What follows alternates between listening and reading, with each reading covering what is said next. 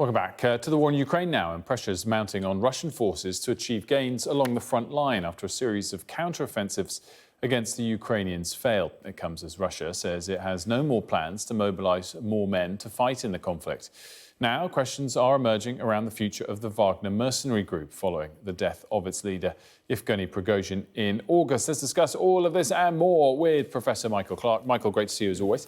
So let's talk about this sort of need and potentially reality of Russian counterattacks. Are they being successful? I mean, all these things are linked, Wolf. The information that we have is that, and rumours, that President Putin said to Shoigu, the defence minister, a couple of weeks ago, you've got to achieve results by the end of the month, meaning the end of September. We've got to actually regain the initiative during October, before the bad weather starts. We don't want to be just being nibbled away at all the way along the front, and that he was very tough with Shoigu about that.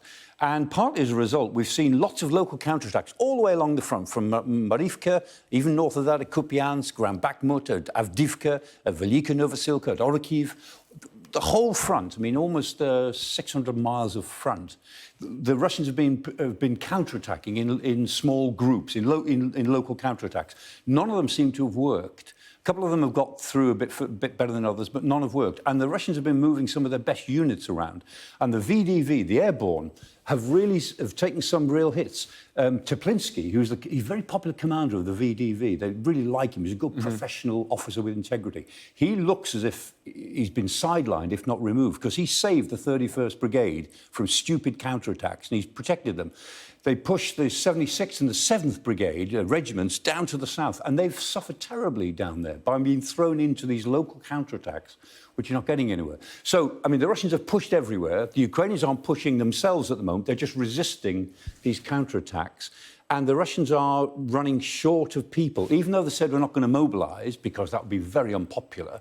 Not going to mobilise again, but nevertheless, they're trying to mobilise by stealth. They're trying to bring as many people into the forces as possible, offer them contracts, make it very attractive for them to take even a 6-month contract. We mentioned the Wagner Group in the intro there. I mean, are they playing a big role? Could they be revitalised? Well, they might. You know, Prigozhin, as we know, went down in the air crash after the failed coup. His will, which was revealed this week, and there's no reason to disbelieve it, left everything to his son. And so, you know, young Sorovikin, Pavel, looks as if he's got the whole amount. And the whole family have been divesting themselves or distributing their wealth around different shell companies. Is he super wealthy? Oh, absolutely. It's said to be hundreds of millions, but most people think it's into the billions. And so the Prigozhin himself, the Prigozhin family, look as if they're trying to reconstitute the Wagner Group. And Pavel said he's been in contact with the MOD in Moscow to talk about getting Wagner back into Ukraine, where they need the numbers. But Putin wanted Troshev.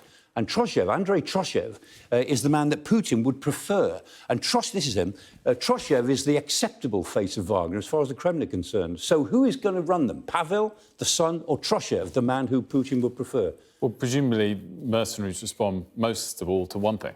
They do, to money. Yeah. Exactly. And the Wagner's business empire is huge. And so we'll see who can harness that the best. But the Russians want Wagner back in the fight in Ukraine. Originally, they wanted them out of Ukraine because they'd become such a nuisance. They now need them back in Ukraine because they need the numbers. Professor Michael Clarke, as always, thanks so much.